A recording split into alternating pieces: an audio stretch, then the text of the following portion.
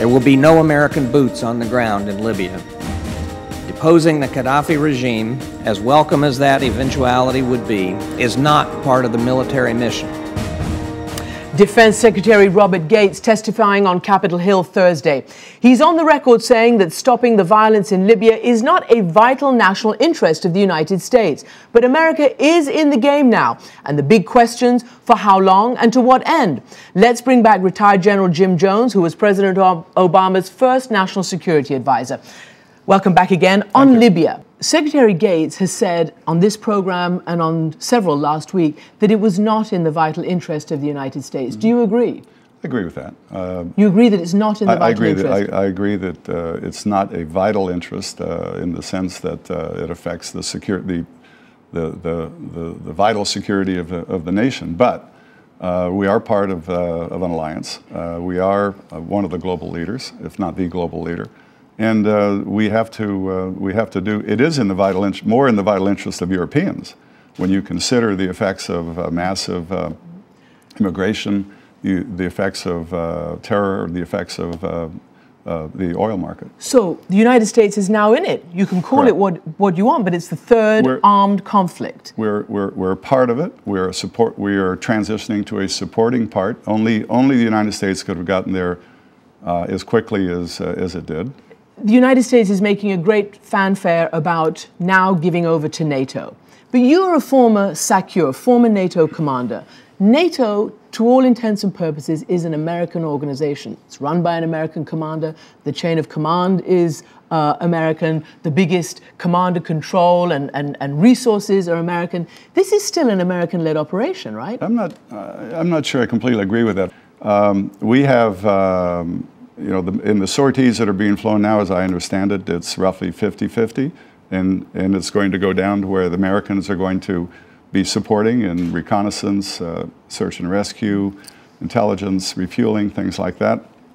There's 40 some odd ships off the coast, only 10 are American. Mm-hmm. There are 40 flag officers from different countries involved, only 10 of which are American. So. Mm-hmm.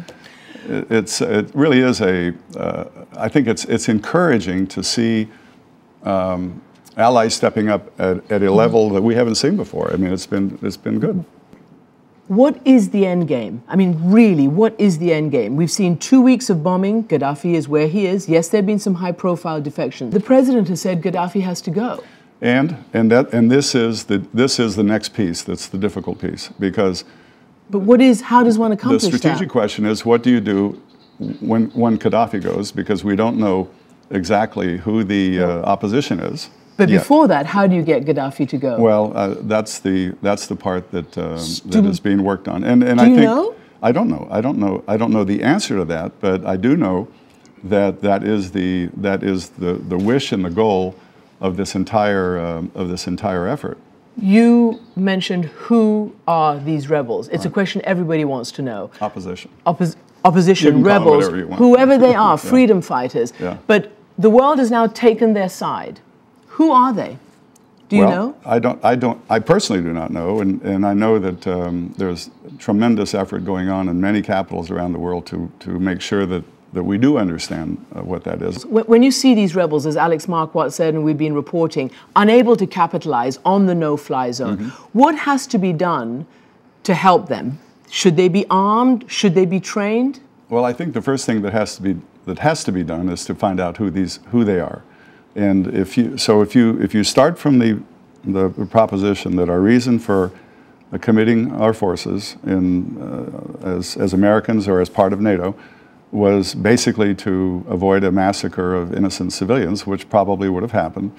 And now we're there, and now we have to follow the rest of the trail to identify these people, then decide, whether that's meritorious or not in terms of training, organizing, equipping. The United States has not done that yet. Isn't it troubling that we don't know who they are and what their goals and aspirations are? Well, it's a pop-up mission that came very quickly. It metastasized to the point where 700,000 people were going to be threatened, and I wish. In all of these things, we always want it to be clear. We want nice in-state rules, but the fog of war doesn't sometimes allow for that. And so now we are putting this together, I think, from what I can see. We're doing the things that have to be done before we decide, before the coalition decides, the UN decides exactly what to do next. Let's just quickly turn to Yemen, a major American ally. If Saleh falls, how bad is that for the fight against al-Qaeda? If the president of Yemen falls? I think Yemen is very worrisome. This is Saleh's been very skillful over the years in being able to consolidate and maintain his power. The trends in Yemen are not good, and this could be a major problem. And where terror is concerned, this would be a safe haven that would be a very troubling turn of events for us. So is the U.S. to try to keep Saleh in power, or what? Well, I don't know. There are certain things that that we can do and that we can't do.